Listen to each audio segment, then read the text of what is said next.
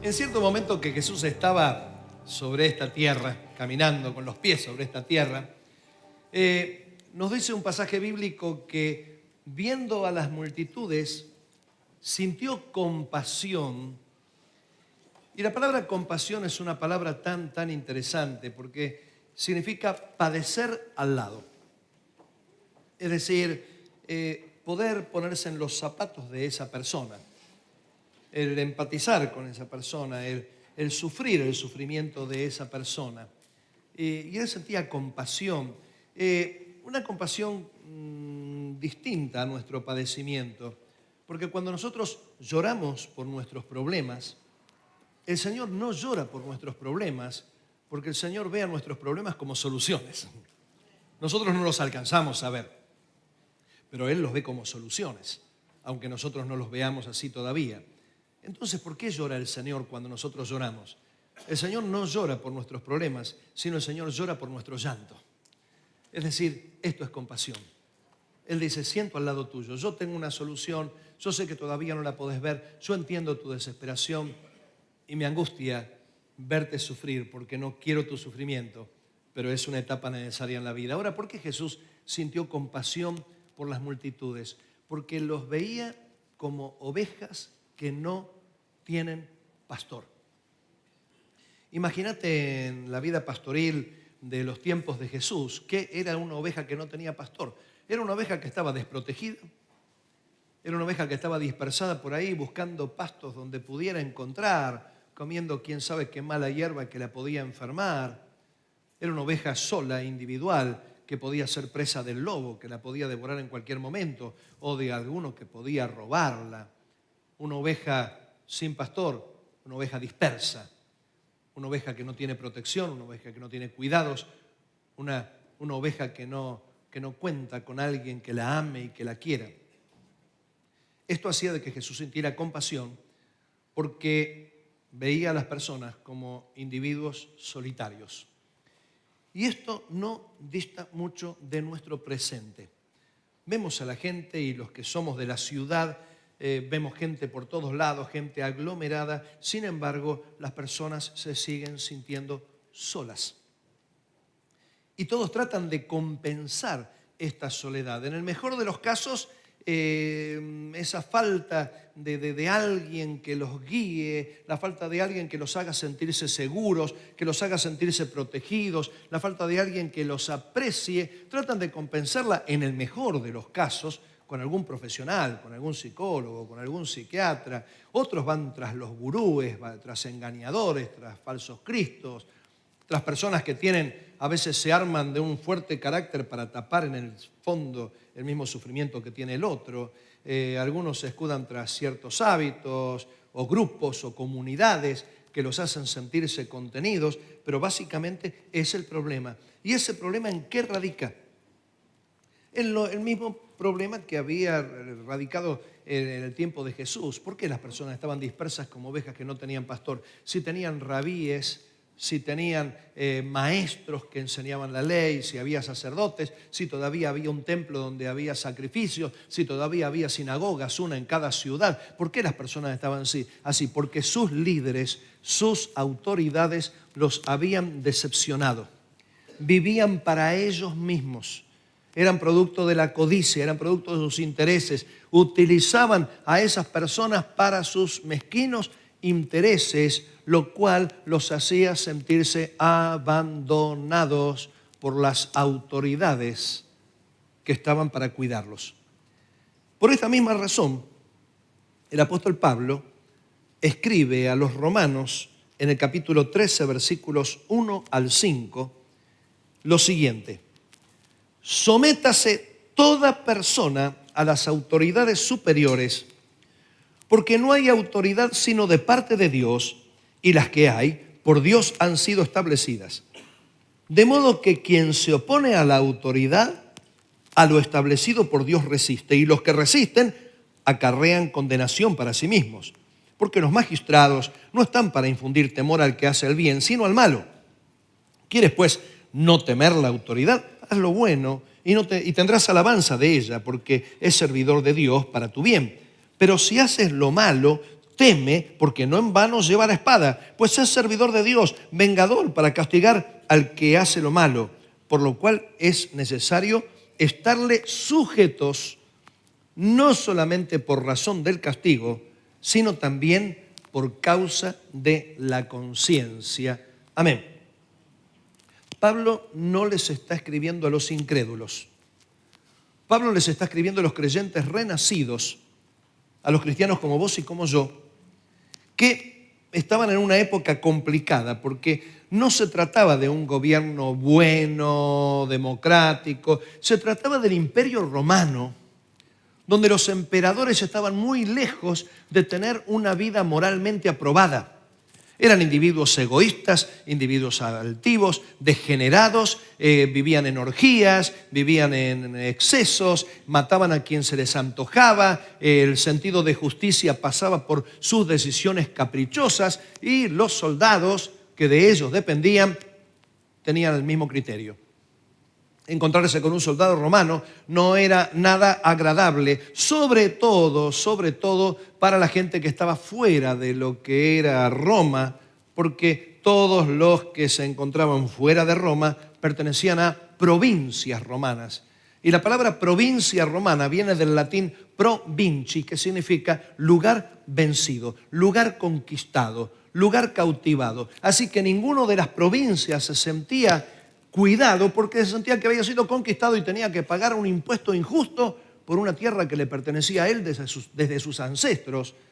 Así que no estamos hablando de un gobierno del pueblo, por el pueblo y para el pueblo. No, estamos hablando de una autoridad impuesta y Pablo les está hablando a los cristianos y les está diciendo, esa autoridad viene de Dios.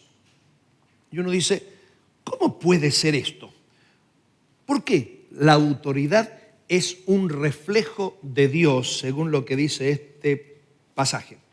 Adán decidió escoger la independencia de Dios cuando decidió por sí mismo lo que estaba bien y lo que estaba mal. Es decir, Adán y Eva decidieron decidir, y a propósito utilizo esta redundancia, decidieron decidir qué estaba bien y qué estaba mal. Escogieron el árbol del conocimiento del bien y del mal. Hasta antes de ese tiempo, Dios les decía lo que estaba bien y lo que estaba mal, y ellos dijeron, no, nosotros queremos decidir por nosotros mismos qué es lo que está bien y lo que está mal. Y desde el momento que se desconectaron de Dios, del eje de la creación, empezaron a vivir desordenadamente porque Dios era el eje en el cual se movían. La armonía venía de Dios. Yo quiero hacer un experimento con ustedes. ¿Cuántos estarían dispuestos? ¿Podés ponerle un poco más de onda? ¿Cuántos quieren colaborar en este experimento? Solamente a uno solo de ustedes tengo que matar. A los demás los voy a dejar tranquilos. Bien, pónganse de pie. Pero si le vas a poner onda, quédate sentado, nadie te va a juzgar. Acá hay libertad. El que no se pone de pie simplemente lo prendemos fuego, lo apedreamos y nada más. Acá hay libertad. No, si vos querés, ¿no? Si tenés problemas, ¿viste? Tenemos 2 o 3 ahí accidentados, no hagan el esfuerzo, nada. Bueno, vamos a hacer lo siguiente para graficar un poquitito lo que yo estoy explicando. Quiero que te muevas, te balancees al compás de mi palma y de mi cuerpo. Es decir, como si fuera un espejo. Es decir, si yo me voy para la izquierda, vos te vas para la derecha, ¿no? Así como si fuera un espejo. Vamos. No tenés que aplaudir. Yo aplaudo. ¿Ves? Demasiada onda. Va, balancéense. Me hacen sentir tan importante hacer semejante estupidez y me hacen caso encima, ¿no? Todo. Porque hay gente, viste, que les gusta tenerlo a sus pies. Pero no, esto tiene sentido. Hay alguno que anda de corso de contramano, ¿no? Bueno, a ver, vamos.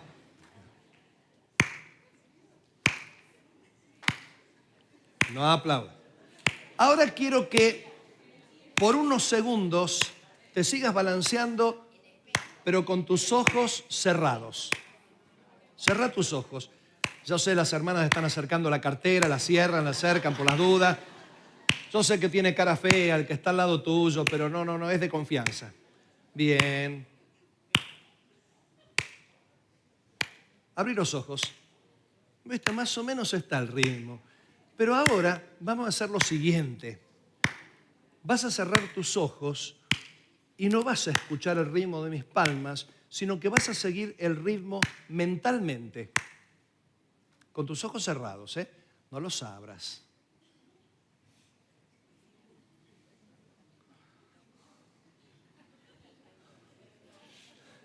Sin dejar de moverte, abrí los ojos. Mirá lo que es eso. Se chocan entre dos, tres. Listo, ya está. Y vos decís, ¿para qué? Sí, se merecen un aplauso ustedes, se lo merecen, ¿no?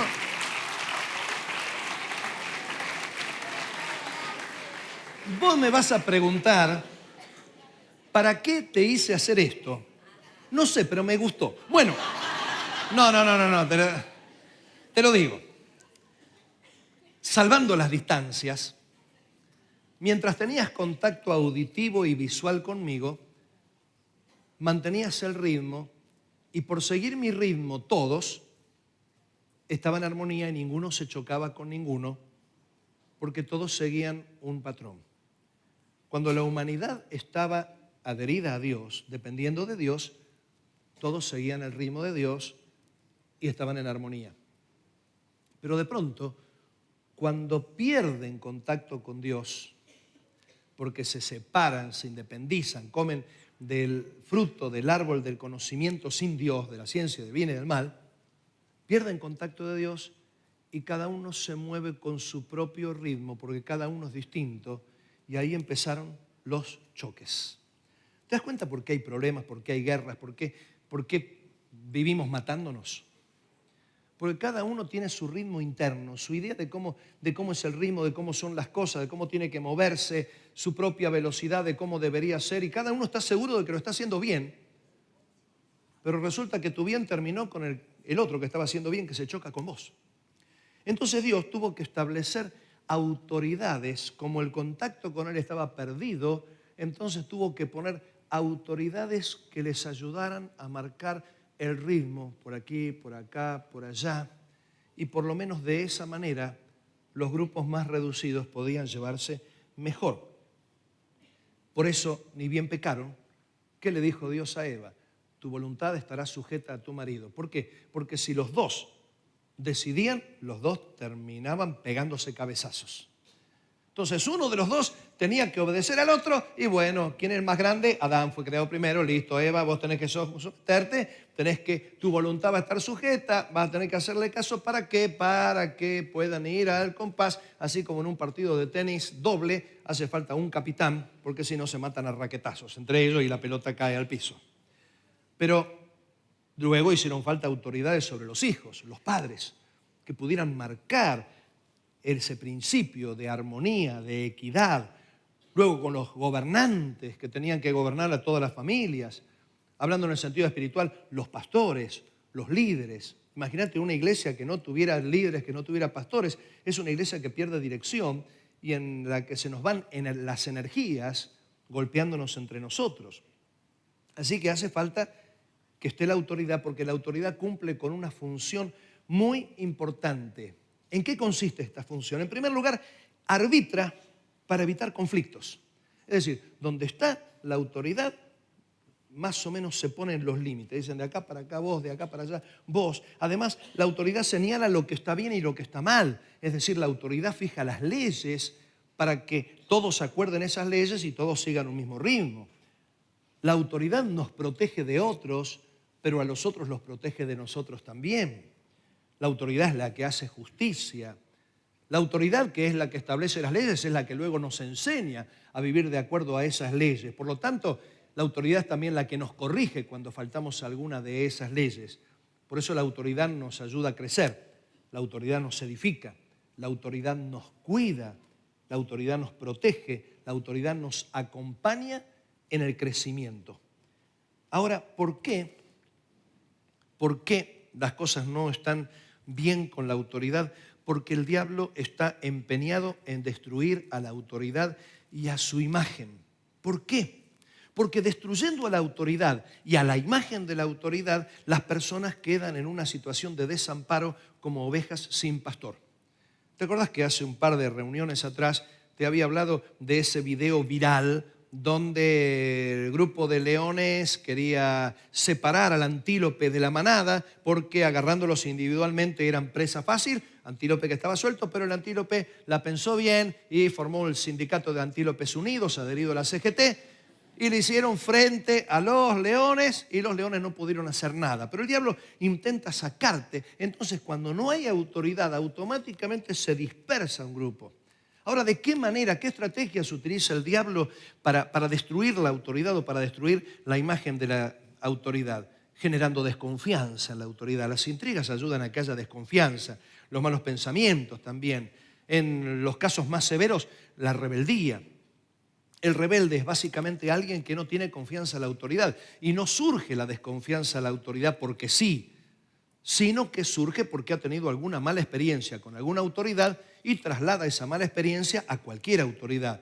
Dice, no, la autoridad es así, me va a causar problemas, entonces se mantiene al margen, no participa con los demás, no se une con la manada, no tiene confianza, no se acerca. Entonces, cuando el diablo logra ese descrédito, esa corrupción de la imagen, los deja a los humanos en calidad de solos para luego engañarlos.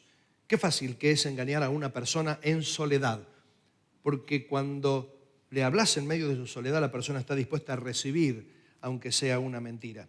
Muchas veces el diablo corrompe a la autoridad misma, y cuando corrompe a la autoridad, esa autoridad se transforma en un mal modelo que termina como efecto que otros lo resistan, porque dicen, no, yo no quiero saber nada con esto. Los fariseos eran ese mal modelo que empezaron a ser resistidos por el pueblo.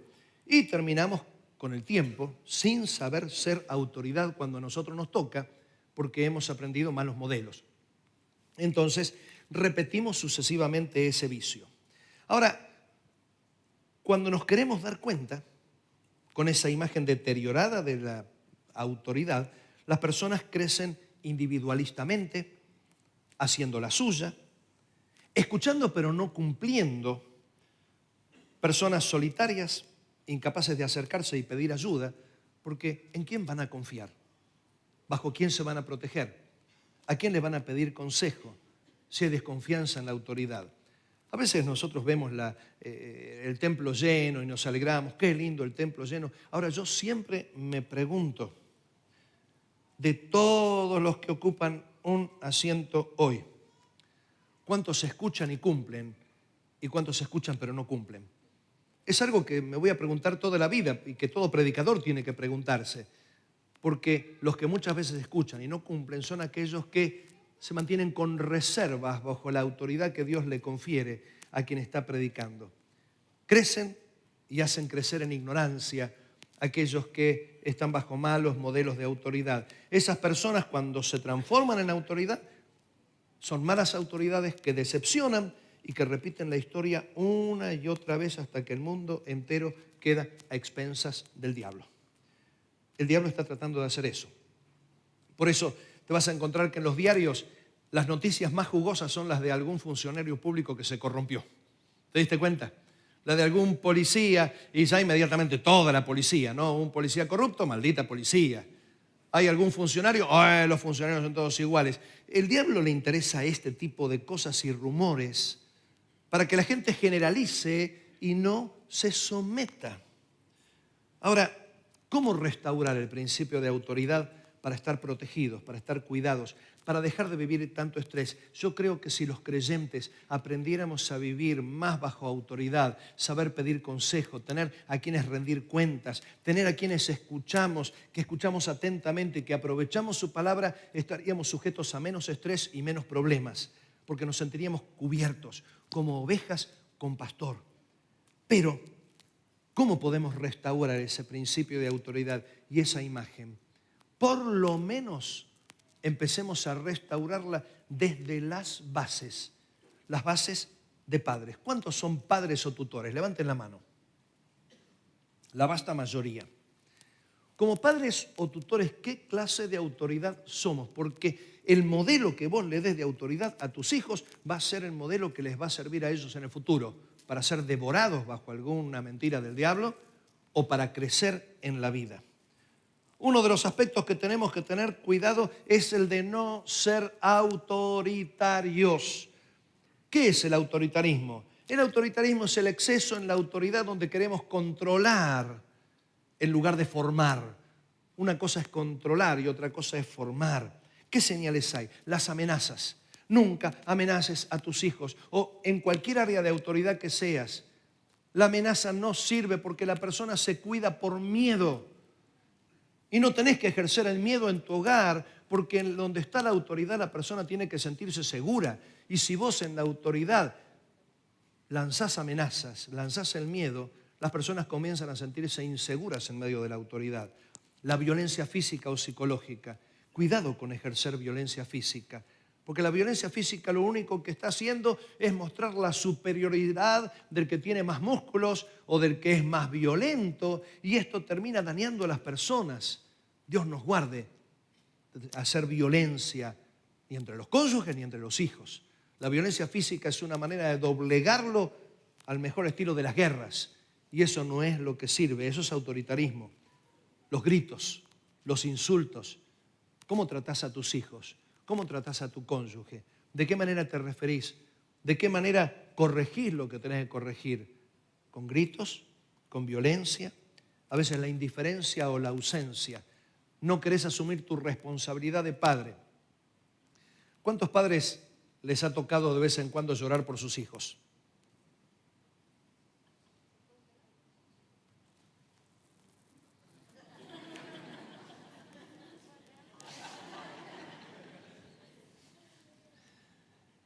A veces queremos escaparle a las lágrimas, escaparle a los momentos difíciles. Pero gracias a que en ese momento lloramos, hoy podemos sonreír hasta viendo a los nietos. Estamos para llorar los padres. No estamos para pasarla bien. Estamos para ayudarlos a que naden en contra de la corriente. Cuidado con ser padres ausentes. Cuidado con lavarnos las manos. Cuidado con dejarles el lío a la madre o la madre al padre, arreglate vos. Cuidado con el egoísmo, porque el egoísmo es el peor enemigo de la autoridad. Cualquier tipo de abuso, sea abuso físico, abuso sexual, abuso de autoridad. Cuando un niño se encuentra con un padre o tutor abusivo, ese niño empieza a tener una imagen distorsionada de la autoridad y ese niño queda arruinado de por vida. Esa mujer no va a ver a ninguna otra autoridad, va a rebelarse, va a volverse rebelde, va a tener problemas en su matrimonio, no va a saber ser autoridad con los hijos porque se va a poner por miedo autoritaria frente a ellos. Esa persona que recibió algún tipo de violencia es una persona que detrás de todo aquel que tiene alguna jerarquía van a tenerle desconfianza y no se van a dejar proteger. Cuidado con criar metiendo miedo. A veces creemos que el miedo es el mejor agente para tenerlos, para que no se nos vayan. Y les decimos cosas que son exageradas, entonces terminan no creyendo a nuestro discurso y metiéndose en lo que nomás nos aterraba. El miedo no es un buen amigo de la autoridad. ¿Cómo tenemos que respaldar nuestra autoridad? Hay ingredientes para respaldarla, como la verdad. Siempre tenemos que hablar verdad en la familia. Cuando los hijos se dan cuenta que ocultamos algo o que no decimos la verdad, ellos van a empezar a darse cuenta que la autoridad no es confiable y que siempre la autoridad se guarda algo. Cuando tenemos que hacerles un mandato, ese mandato no puede responder a un capricho o un porque sí, tiene que estar respaldado por razones, porque las personas tienen que obedecer porque hay razones para obedecer y no el mero porque sí. El temor de Dios. Si nosotros somos temerosos de Dios, vamos a ser buena autoridad. ¿Por qué? Porque empezamos reconociendo la autoridad de Dios sobre nuestras vidas. Cuando amamos, la autoridad tiene que amar. Cuando instruimos, tenemos que tomar tiempo para instruir, tiempo para enseñar, aunque parezca pérdida de tiempo para nuestra actividad de adultos. La supervisión. A veces nosotros creemos que tener confianza en los hijos es dejarlos librados al azar. ¿Cuándo fue la última vez que le preguntaste a tus hijos dónde están, cómo están, con quién están? ¿Te interesaste en los amigos de ellos? ¿Tenés el número de teléfono de sus amigos? ¿O estás respetando tanto su privacidad que no sabes en qué anda ni dónde anda? Necesitas tener supervisión, porque esto es ser autoridad. La disciplina. Y la disciplina no empieza con la violencia, sino que la disciplina empieza con el orden, porque para eso estamos. La protección, la autoridad protege. Si nosotros queremos ser buena autoridad y queremos que nuestros hijos aprendan lo que es el verdadero sentido de la autoridad, tenemos que aprender a luchar por la unidad familiar. Ayer hablábamos en la reunión de matrimonio. Silvia y yo provenimos de familias disfuncionales, pero dijimos nuestros hijos no van a sufrir lo que a nosotros nos tocó sufrir. Y gracias a Dios no les tocó sufrir. Tuvimos que aprender a ser padres. Me imagino que habrán sufrido por eso, ¿no? Por eso, si ven alguna cosa rara, aquí estamos los responsables. Pero les tocó vivir un mundo protegido, porque no perdimos energías en nuestras situaciones o en repetir errores de nuestros pasados. Nunca desautorices a tu cónyuge delante de tus hijos, porque si lo desautorizas estás enseñándoles de que, bueno, pueden elegir la autoridad y que pueden buscar a la autoridad que les acaricie a favor de pelo. No armes una guerra por los conflictos, porque los que sufren en esa guerra, los que pierden en esa guerra, no son los que se quedaron callados en esa discusión, son los hijos que son los que ven esas cosas. El mejor regalo que les podés hacer a tus hijos es amar a tu cónyuge. No estés con tu cónyuge por ellos, sino que ellos tienen que ser consecuencia del amor a tu cónyuge. La autoridad tiene que estar presente. Ahora, como subalternos, de todos los que estamos acá, me imagino habrá varios que han sido golpeados por la autoridad. Algún mal padre, alguna mala madre, algún buen padre o buena madre que se equivocó, algún mal maestro, algún mal líder, alguna persona que queriendo hacer bien se equivocó, alguna persona que recibió eso y creyó que eso era lo mejor con lo que podía darte, pero te hirió. Vos tenés que aprender a perdonar a la autoridad, no despreciar la figura de la autoridad por esa mala experiencia, porque si no eso te va a dejar solo. Tenés que aprender a confiar en la autoridad, tenés que aprender a pedir consejo, tenés que aprender a honrar a tus padres y a tus mayores, porque ellos son parte de la autoridad. Y sobre todo, tenés que aprender a no murmurar de la autoridad. Porque cuando uno murmura de la autoridad, ¿qué les está enseñando a los hijos? No te fíes de la autoridad. Entonces, los vas a criar sueltos, como oveja sin pastor. Evitemos la degradación de la autoridad ante nuestros hijos. Los otros días había ido a buscar a uno de los nietos. Me pide Debbie, ¿podría sí, tener que ir a buscar a los nietos? Qué fastidio que es. Ay, bueno. Y bueno, sí, ya voy. Es una delicia para mí, ¿no? Y mientras estaba esperando, vi como un padre increpó a la maestra protestándole por los chicos. No sé qué reclamo le hacía, pero le hizo pasar un mal momento, como que el chico es el rey y que el docente tiene que estar equivocado. Nunca se te ocurra. Más vale dejás que la cosa se resuelva o tenés un buen diálogo donde aprendés las razones de lo que pasa.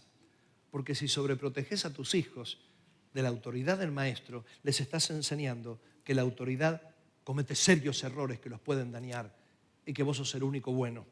Le estás enseñando a elegir y otra vez decidir qué está bueno y qué está malo. Pero por último, como creyentes tenemos que aprender a orar por nuestras autoridades. Si Pablo dijo de someterse a la autoridad y que la autoridad está puesta por Dios y estaba hablando de verdaderos sinvergüenzas, malvados, crueles, nosotros en esta época creemos que porque estamos en un gobierno democrático, federal, republicano, cosa del pueblo, donde el pueblo decide el futuro y como yo elijo las autoridades, entonces tengo el deber también de insultar a las autoridades o el derecho de insultar a las autoridades. Como yo los elijo, tengo el derecho de insultarlos. Y esto te lo quiero decir. los hayas votado o no los hayas votado, los votes o no los votes, los de ayer, los de hoy y los de mañana, lo que necesitan del pueblo de Dios son nuestras oraciones. Por más que sean unos impíos, por más que estén a favor del aborto, por más que estén a favor de las peores atrocidades, por más que sean tan malos como el peor de los emperadores del Imperio Romano, nuestro deber es orar por ellos. Porque cuando nosotros sostenemos el principio de autoridad, nos vamos a sentir protegidos. Esta predicación no es motivo de gozo ni alegría, ni para que salga, ¡ay, aleluya, qué fiesta! Pero sí motivo de reflexión. Empezá a pensar cómo sos como autoridad. Me imagino que todos los padres que están acá van a decir, yo tengo que ser una buena autoridad sobre mi hijo. Pero me imagino que los que son docentes van a decir, yo tengo que ser un buen reflejo de la autoridad. Los que son líderes en la iglesia, los que son jerárquicos en algún lugar, supervisores o lo que sea, de la fábrica o del trabajo. Acordate, si estás donde estás es porque Dios te puso, y si Dios te puso en este lugar, no es para que vivas tu egoísmo, sino para que te des cuenta que lo que haces, lo haces en el nombre de Jesús. Pero sobre todo, aprende a someterte a las autoridades y tené en la iglesia quien sea tu autoridad y confía. Y no seas rebelde que siempre anda al margen de la manada, porque eso refleja que todavía no has perdonado esa mala experiencia que tuviste. Aprende a confiar nuevamente y te aseguro, Dios te va a bendecir y vas a tener una vida libre de estrés y hasta con menos ataques de pánico. Cerrá tus ojos por un momento. Señor, gracias por tu pueblo maravilloso que es la iglesia y tu iglesia aquí. Creyentes nobles, fieles, pero hacía rato que mi corazón daba vueltas a esto y lo hice en obediencia a vos. Señor, gracias a Dios no tenemos inconvenientes de rebeldías manifiestas. Sin embargo, Señor, puede haber creyentes que están sufriendo las consecuencias, sufriendo en privado la culpa o sufriendo en privado el abandono porque no se atreven a acercarse, a pedir ayuda a algún pastor, a pedir ayuda a algún líder, a pedir ayuda al cónyuge, a pedir ayuda a los padres. Y está sufriendo solitariamente, escuchando cada vez más fuerte la voz del diablo. Señor, en esta mañana, que tomemos conciencia de que necesitamos someternos unos a otros para llevar una vida agradable hasta que vengas a buscarnos. Gracias por tu amor, Señor. Bendecí a cada uno de nosotros. En el nombre de Jesús, que podamos honrar siempre la autoridad. Amén. Que Dios te bendiga y tengas un hermoso domingo.